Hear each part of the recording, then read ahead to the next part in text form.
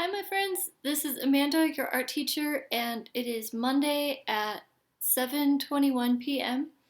And I'm here in my bedroom, and I want to introduce you to drawing and what supplies you need, and a few different things that you may want to work with. And then I will also show you the introduction to a couple techniques that I know, and I will eventually soon do further research into them and make a more in-depth video about those things, such as shading and proportions of the face and body. But I can introduce you to them now. So for drawing, you can use anything that's dry media. It can be markers or pen. You can do pen and ink drawing. You can use a mechanical pencil. Mechanical pencils are great for drawing because it always stays sharp. And it has an eraser attached to it. So that's cool because when you buy these pencils, they have separate erasers and you can lose them. And then also there's pastels, and my drawing teacher at UNLV got the class these, and they're pretty good. They're not too chalky. And what's cool about pastels is that you can do different kind of lines with them. So with a pastel you can do, and lines are, what drawing is all about. So you can do thin lines with the edge, or you can lay it flat and make, what?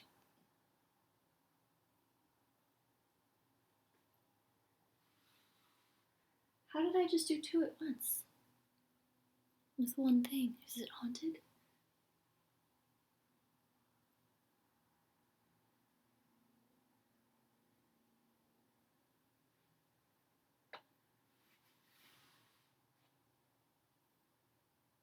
Okay, so thin lines, thick lines, like that. And then I like these. Prismacolor makes great colored pencils. They're better quality than like Crayola, and they're good at blending, and they make pastels. And these are good because they blend really amazingly, and they're small. And just like the bigger ones, you can do thin lines. Well, that's not really thin, but if you use like the corner, thin lines, and then thicker lines, and they're so smooth. And then you can blend with your finger. You can blend with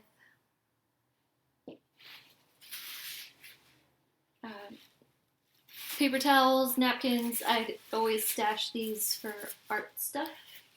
You can blend that. You can do, and then also for blending, pencils or pastels, you can use these. They're called tortillions. And I have a small one and I have a bigger one, but I don't use these because they're just dry, and that's not, I can't deal with that kind of texture or sensation. I don't know. And then, so for erasers, they have so many different kinds of erasers. They have a rubber eraser, just like that. These are called Art Gum. Oh, Prismacolor brand again. And these are really good. They erase really well. And then these are really special erasers. They're called kneaded rubber erasers, and I will show you why these are so cool.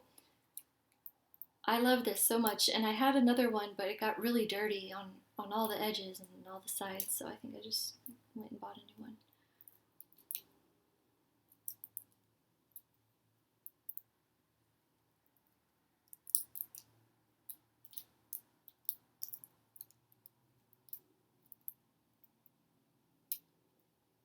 I need scissors. Do I need scissors? Okay, I'll be right back. I have to go get some scissors.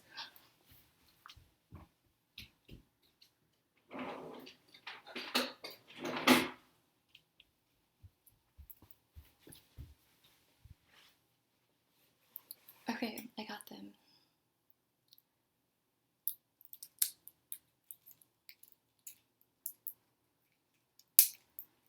It's hot in my room under all these lights.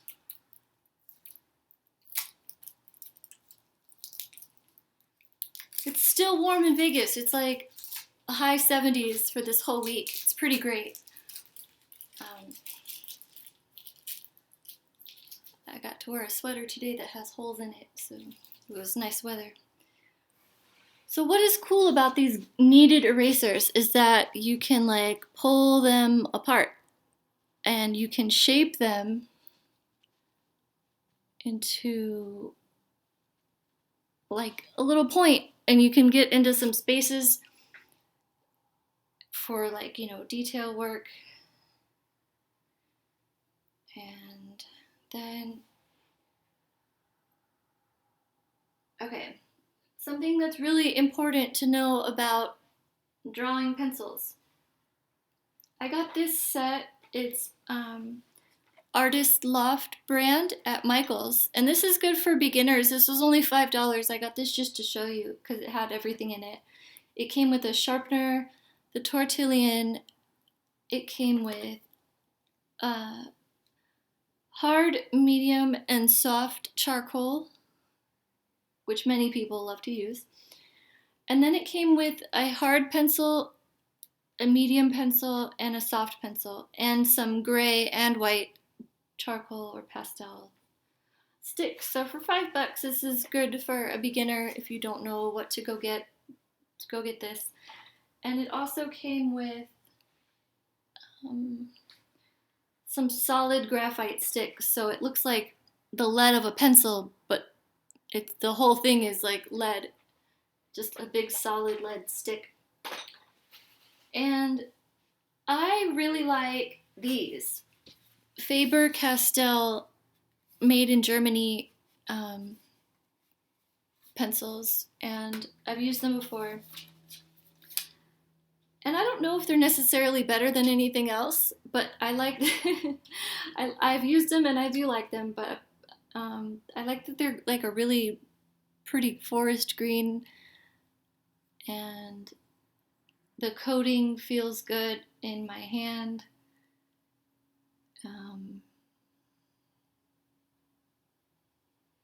Yeah, so I like these, and they came pre-sharpened, so that's really great. They don't always. And this has 12 in them. And as you can see here, drawing supplies and intro to techniques, there's different levels of pencil hardness and softness, and you can get different results with each kind. H tells you how hard the graphite is. And sometimes you will want a hard graphite to do detail work,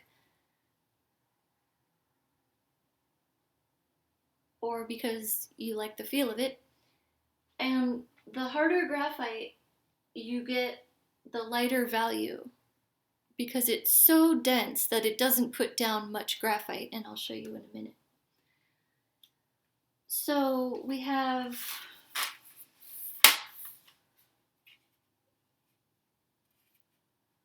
an HB, which is like a number 2 pencil. Number 2, typical pencil. This has an F in it, I don't know what F is. And it has an H and a 2H. I don't know why this didn't come with more hard graphites, but that's okay. So I've used a 2H and it's pretty light. But even if something is light, you can press really hard on it to make it darker. And the same thing with one of the softer, darker pencils. You can use it really lightly to make it light, even if it is a dark pencil. And the B pencils are softer and darker. So these smudge better. It gives you more of like a creamier texture when working on it. And the higher you go, I think it goes up to 9, but this only has an 8, an 8B. The higher you go, the softer they become. And I know a 9B is like very soft and dark.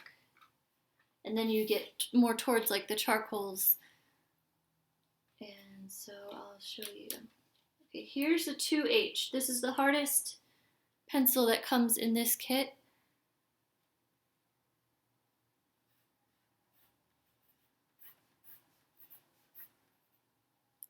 So that says hello, but I pressed a normal amount and you can see how light it is. And it still stayed pretty sharp. And then if I were to go in with the HB, which is like the number 2 pencil,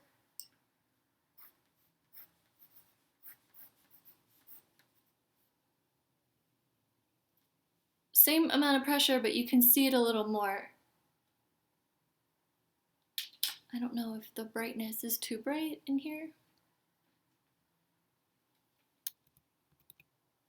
Okay. I like a 6B. 6Bs are pretty soft, but still pretty great.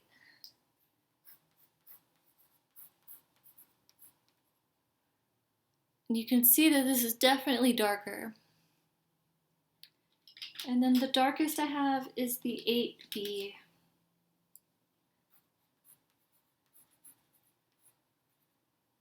And that is the darkest that I have. And you can use the tip to draw. You can use the side of a pencil for shading. And when I draw, I just use my finger to blend.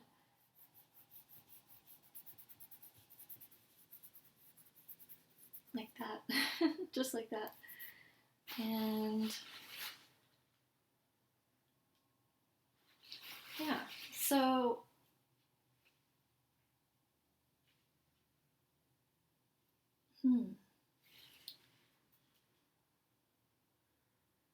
what was I going to show you?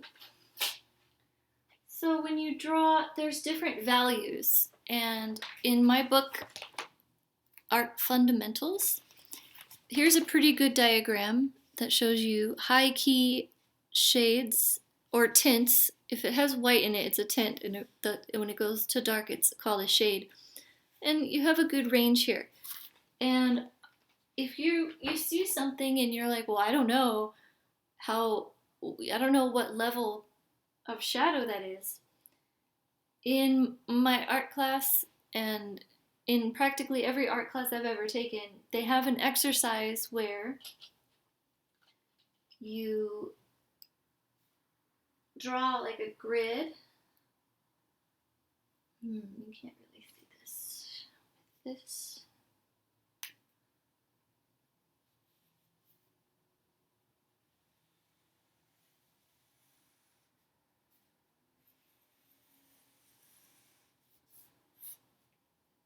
And then you would divide it up into 10-inch blocks. 3, 4, 5, 6, 7, 8, 9, 10. And I made a video about this, I think it was called Value and Complementary Colors.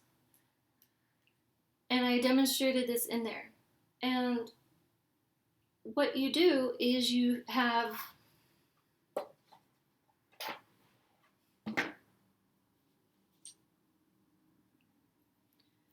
black and you have white. And then you can probably use grays mixed in to make the middle shades, but I think my teacher preferred if we just used two. And you can do this with color too, and I'll show you that in a second. So white goes here, because we're going to start with the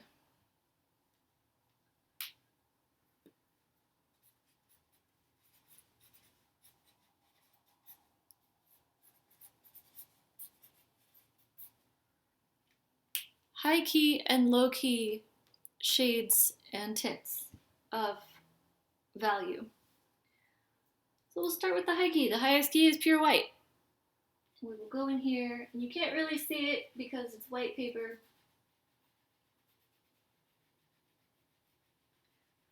But we'll color that in. And then we'll color this in. And you pretty much just add 10% more black or color as you go along. So I'll color in these ones.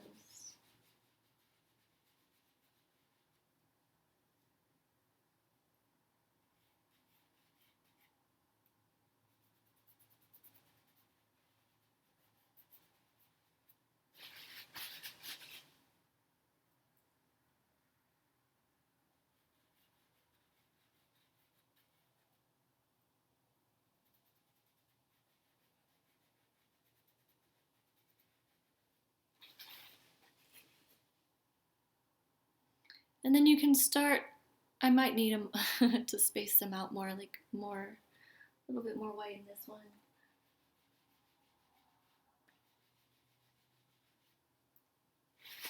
And then you can go start with the lowest key, which would be black, and get it all over your carpet. It's a crucial step in creating art, to get it all over the place.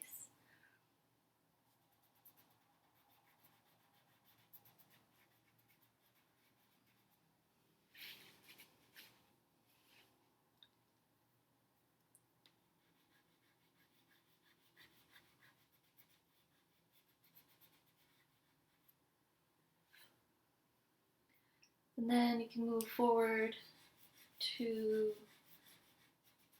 the lighter Lowkey Shade.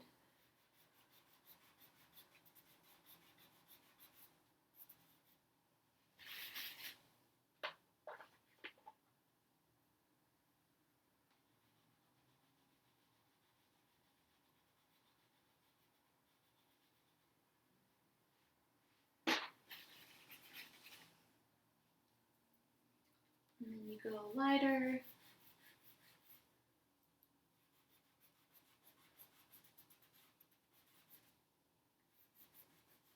You can just bring residual stuff on your finger over to the next block. Residual stuff is how I do most of my shading, especially on faces, because you can just take what's on your finger and like create a shadow on a cheekbone, and I can show you that in a minute. But I'll continue on.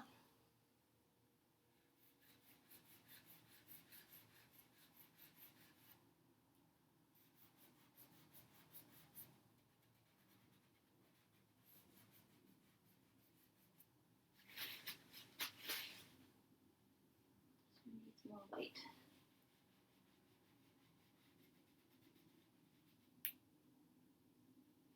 Okay. And then when it gets to the middle ones, these are all kind of the same in the mid-tones. They're all shades of gray. And we'll keep doing them.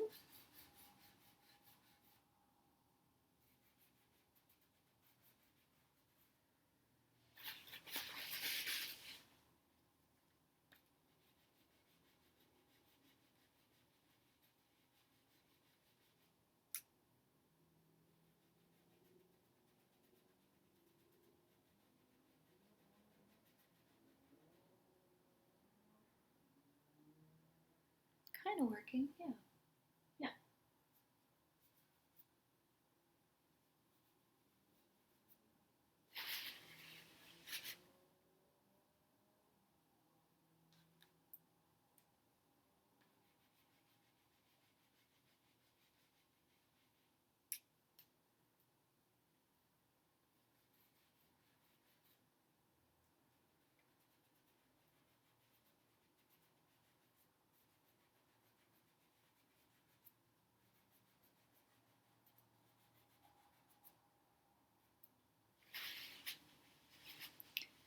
Oh, that looks cool. Okay, so as you can see, here you have high key shades, which are tints lightest in value, down to the lower key shades, all white, all black.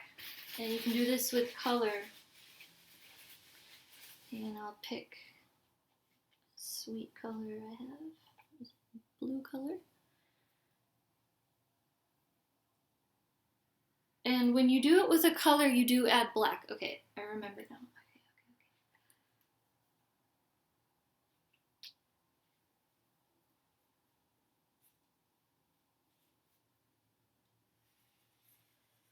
Oh, sorry, it's so crooked. Draw much? Oh, that's really. 1, 2, 3, 6.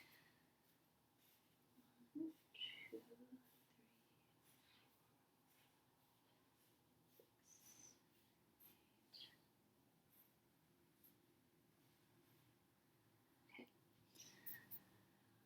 So this time,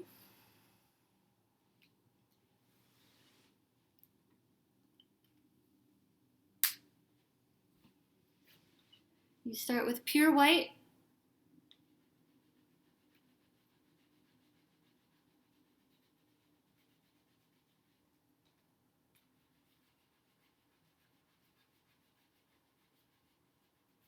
We'll add a tiny bit of the blue.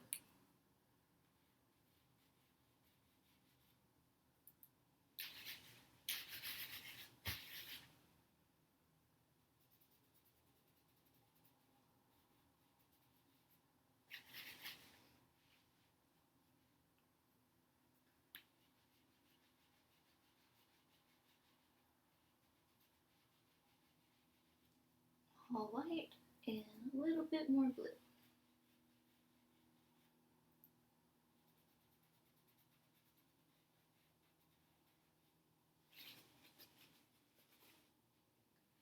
And then for the darkest, it'll be pure black with no blue in it.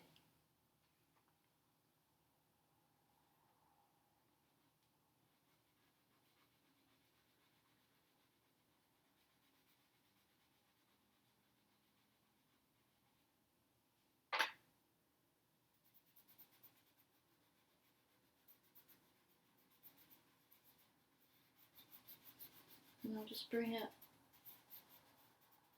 this to the next closest shades to help get it off of my finger.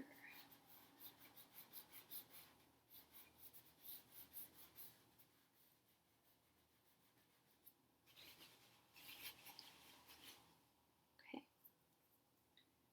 And then, so I would say that the first 5 squares out of the 10 have white in them.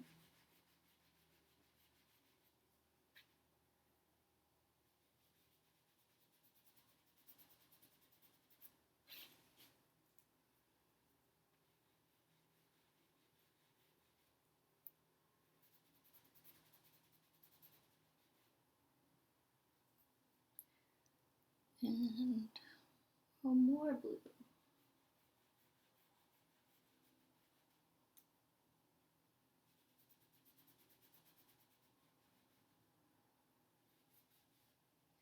And when you do this, you do kind of want it to be a seamless blend. When you do your shading, it's always good to try to get it seamless as possible.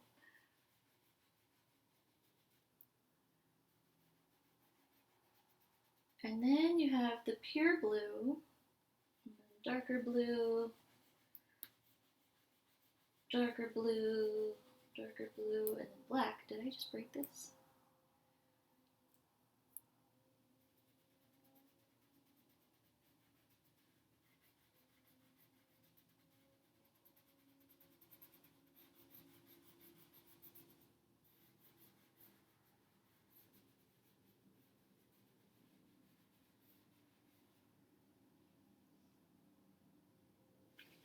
So this is how you do value with a color, and it's just a good exercise for practice. And I made a video about how to train your eye to build your hand-eye coordination, which is important for drawing and sports and everything in life. And it's called a blind contour. So I mentioned that lines are the essential building blocks of drawing. They're in everything. There's a line right there in the wall. There's a line that goes down here. There's a circle line that goes around my candle. There's a line that goes down, around, up, and then there's this line right here. And then this. It's a stick, and it could be a line, or it also has a contour line. The contour is what is around something. So if I draw my hand, and I draw it like,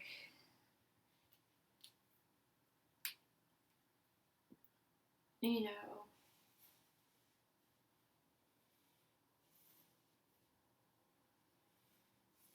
looks like a chicken. Tried to draw my nails in the, oh, that's really terrible. Okay. The contour line is the outline, basically. So whatever the outline is, that's your contour. And when you do a blind contour drawing, you put an object here and you draw it here without looking at the paper. So you just try to build the connection to the outlines of what you see in your mind and in your soul, and then you'll have it with practice. You'll know how to draw something by the way it feels in your eyes, if that makes any sense. So maybe that would be a good video for you to watch. Hand-eye coordination is what it's called. And so my pencils are not showing up. Maybe if I move this closer.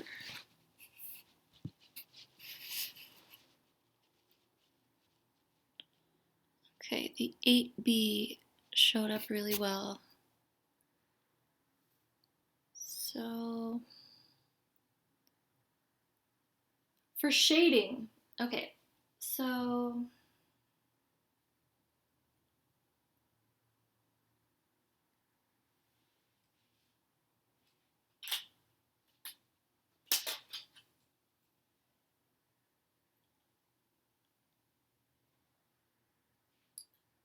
wherever the light source is in whatever I'm looking at, I like to draw a little sun.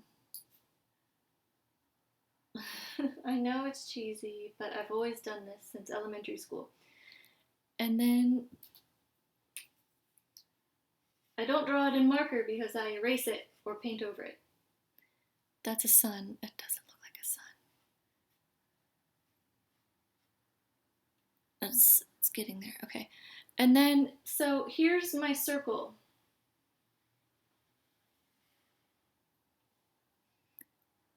Where does it look like my light source is coming from? It's not over here because the sun is up here. So if the light is here and it's going to shine down, you can draw a little arrow to remind yourself that, hey, the lightest part's going to be right here. This is my contour outline line of the circle. And so the lightest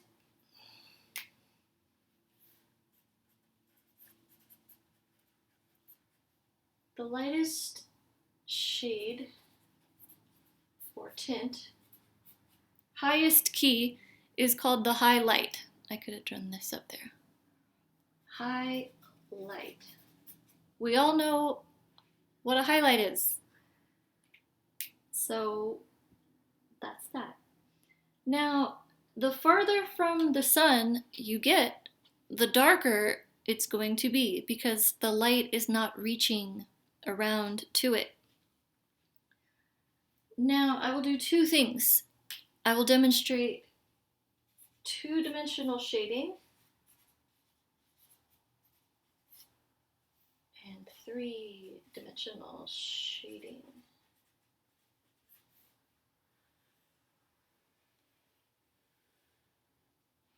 Okay, and here is my little sun. There's that. So if it's two-dimensional, a two-dimensional shape is called a plane. It's flat, and I made a video called The Intro to the Elements of Art, where I sort of explain this. And excuse me while I pour some tea. That's going to make me even more hot because it's hot tea, but I also have water.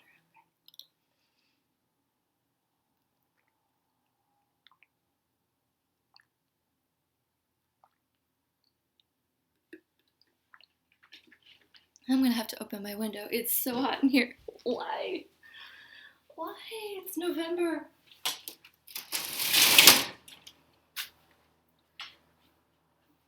Okay, that is infinitely better already. Okay, so if we have a two-dimensional plane, the shading is flat, and that means there will be no curvature to this because it is two-dimensional, so it has no roundness, only implied. So if it's flat, the shading is just going to be sort of...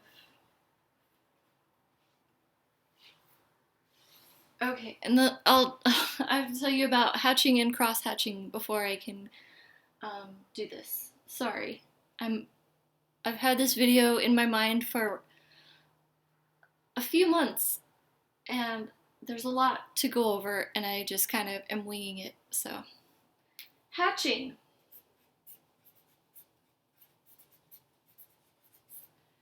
Is when you do lines like this.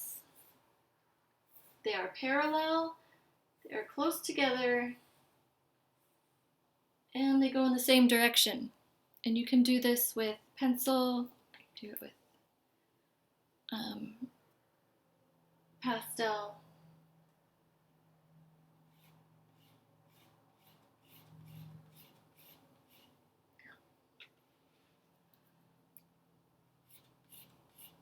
That's hatching. Okay. Cross hatching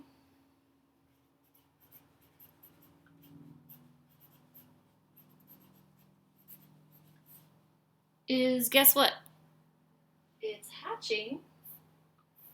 So you have these lines like that, and then you do lines that go across it.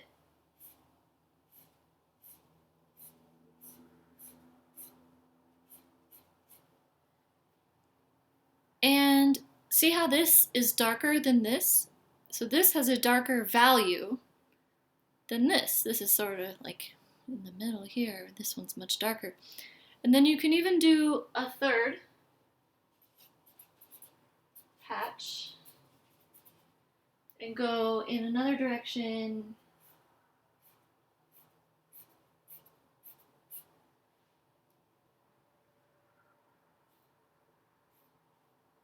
And then you see how this area right here is the darkest. So the more you do that, the darker you'll get. And you can do that with pen, and you don't blend it, you just leave it scratchy like that, and it looks really cool. Or when you do it with drawing, like pencil or pastel, and you do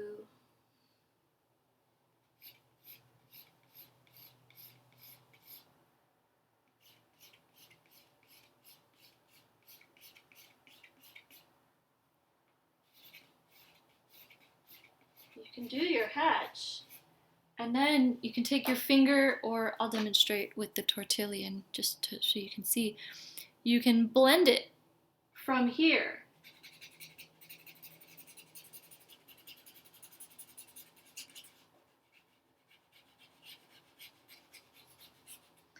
And then you can write with it. Hello. And, or you can blend with your finger. I think blending with my finger works really well because there's like a slight moisture to it, so it kind of grabs the material more, and I don't know.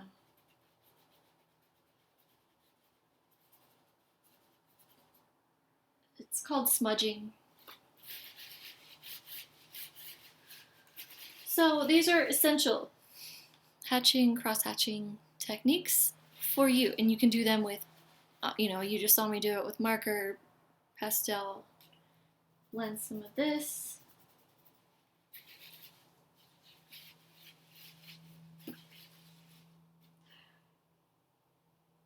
Okay, back to my two-dimensional sphere. No, circle. Circle is two-dimensional, sphere is three-dimensional shape. So if it's flat and it doesn't have dimension, it's just gonna be straight. And the farther away from the sun I get, the darker this is gonna become.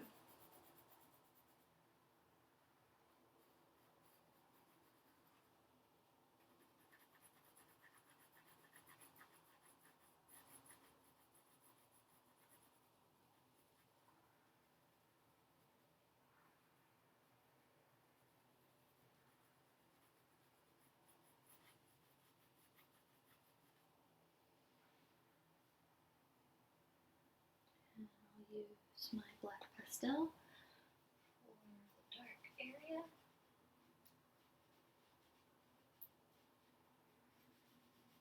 And it's definitely okay to use more than one kind of supply on something. You just call that a mixed media project. See how it's lighter? Here would be the highlight.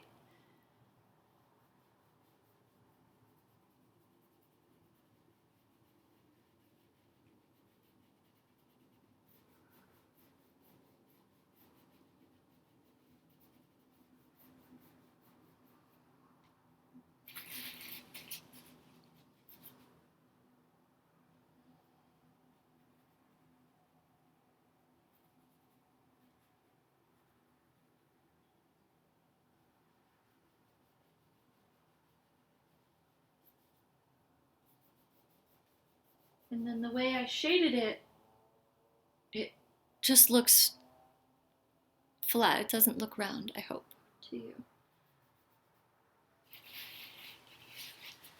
Now, for three-dimensional shading, however, you want to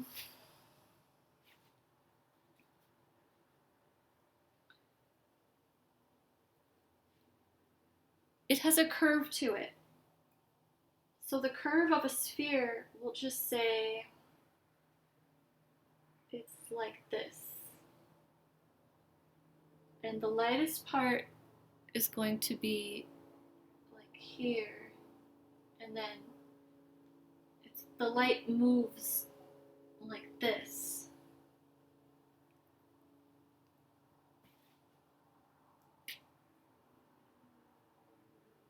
The light moves like this on a sphere.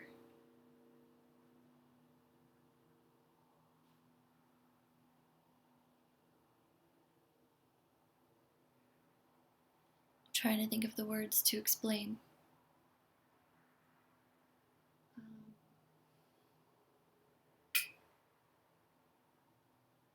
So on all sides of it,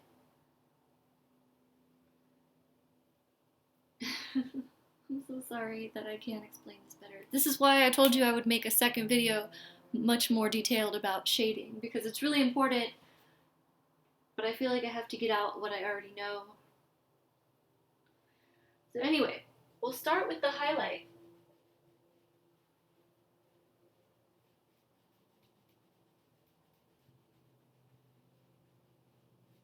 And I say a lot of times in my videos to always be forming.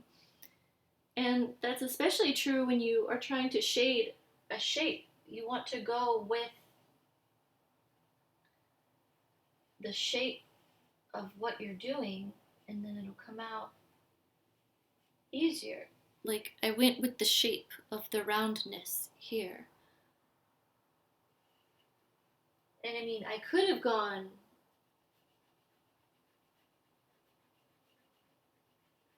like this, but that kind of hurts your brain. And you can still blend it out.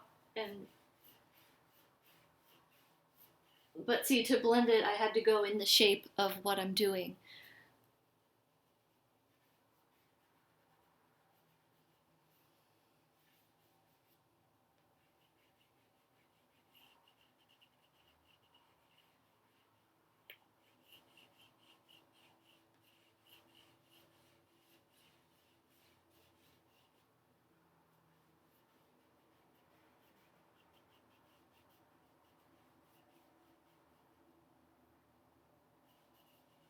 But then, so it goes this way, right?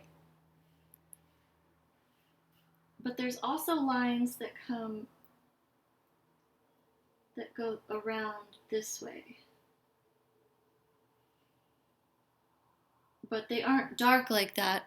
I'm just trying to show you that it shapes up and it shapes around, like, what are the words for that in the globe? The equator goes around, and then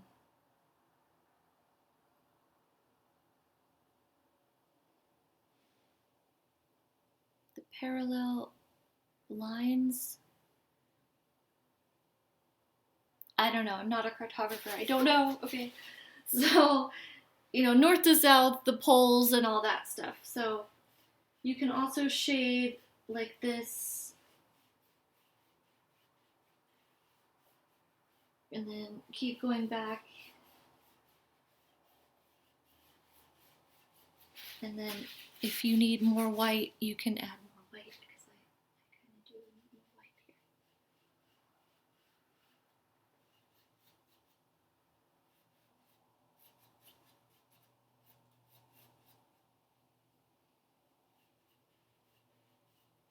here. I tried to just demonstrate what I was talking about with the lines going like this, and then you go like that.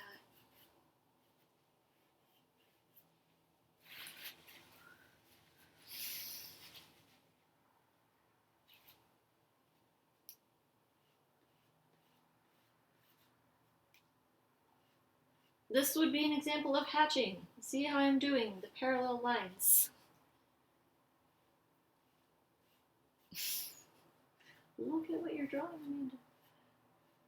These Prismacolor new pastels are amazing, and I love them.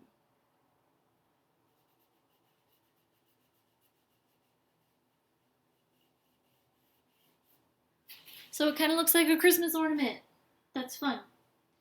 And then at the bottom, there's usually a tiny amount of reflected light coming back up off of the surface. So like, say we have a table here, there's gonna be light that's like bouncing off of this surface at some point, and that's gonna come back up because light moves around. I don't know, science. And then it'll hit back down here. So it won't be white, but it'll be like,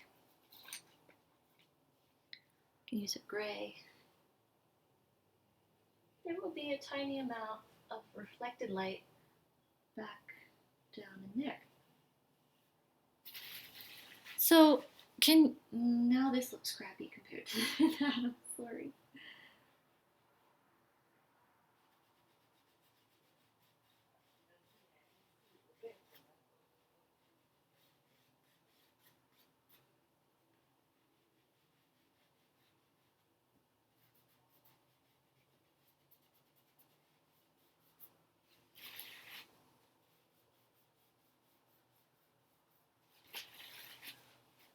Okay, so hopefully this looks round. Still not enough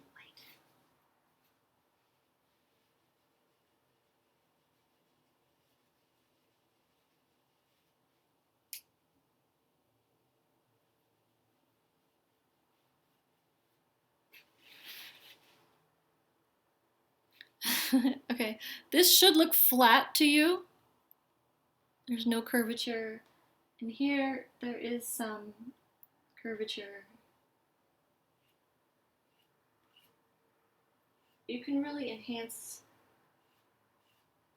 it however you like.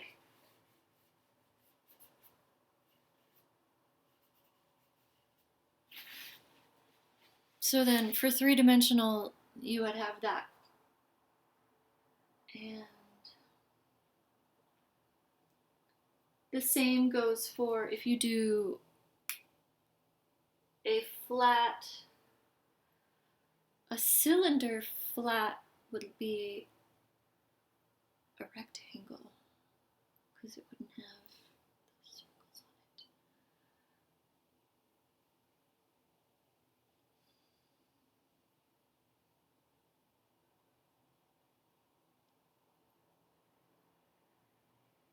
it. Okay, yeah. A two-dimensional cylinder, all you see is the front plane of something. And if you have a little sun here, and it shines down here, closest to the light will be the lightest.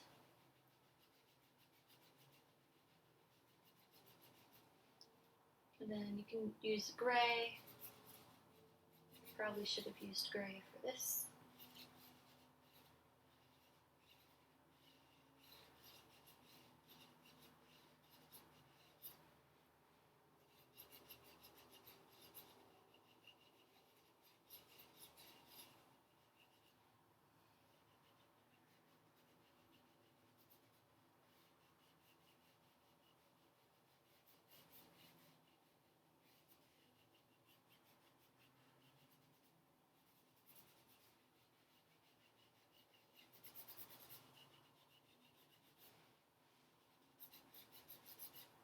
So that should look flat.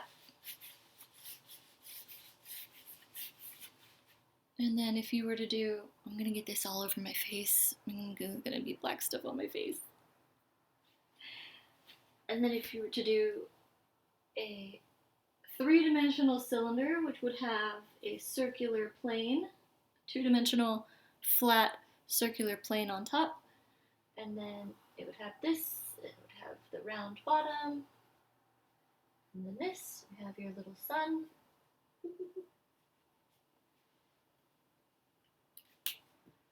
Now you have two shapes to shade, and you do it the same way. Don't make it harder than it has to be. Now, if I put my light hitting right here, that's not up here. So, I'm gonna make my lightest stuff right here.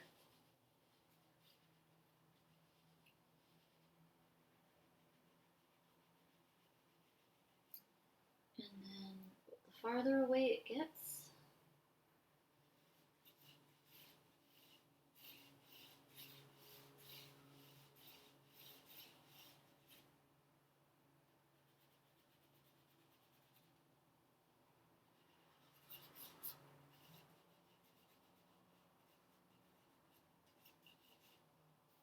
and always be forming. So the shape, it is vertical, but then it has some curviness to it.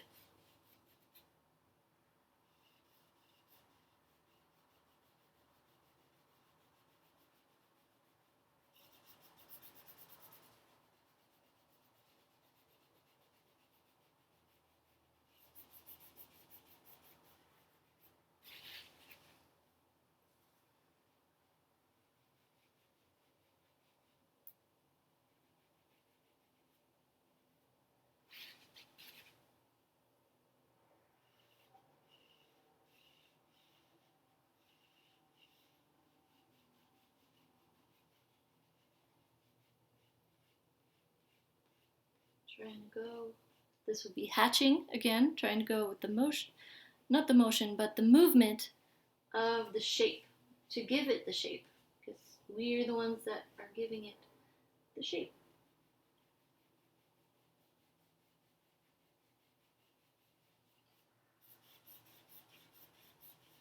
Vertical and sort of roundish.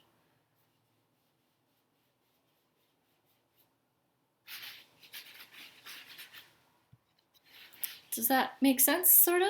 I hope it does. And you know, you can see this has roundness to it for three-dimensional shading. This has no roundness, it's just flat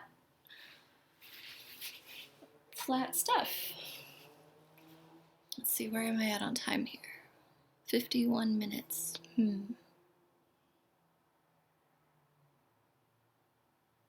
Okay, really fast, I will give you a... Should I make it a different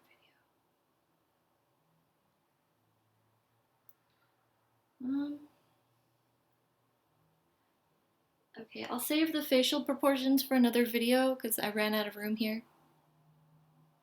But I want to show you how cool these erasers are. So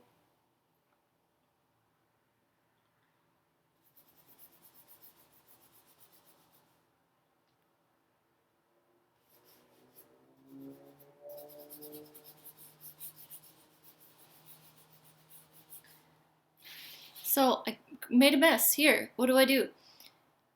You can erase it, obviously, just erase the whole thing with this.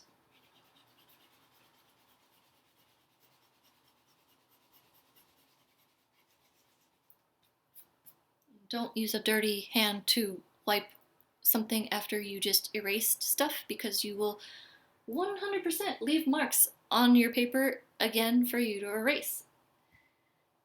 So move the eraser stuff with a clean hand or a napkin or something. But this eraser is cool because you can like make it into a point, and you can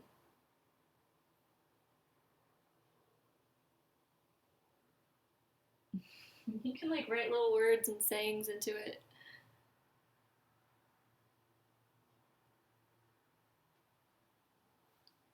And I just also demonstrated another reason why I love these erasers, because you don't have to rub to remove it. Say you like this shade right here, but maybe this is just a little too dark right here.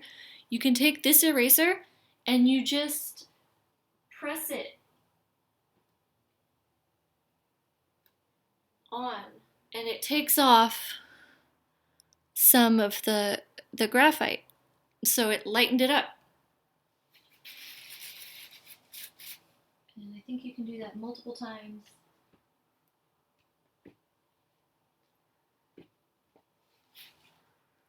So you can see now it's more light like you wanted it. It's really fun. I love these erasers.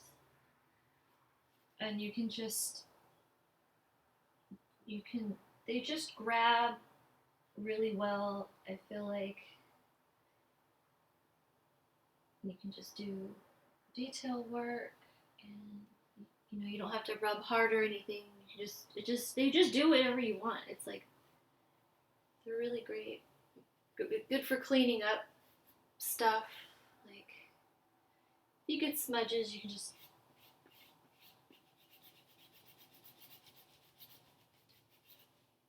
rub them. And I'm destroying my new eraser. It's okay. Clean up some edges.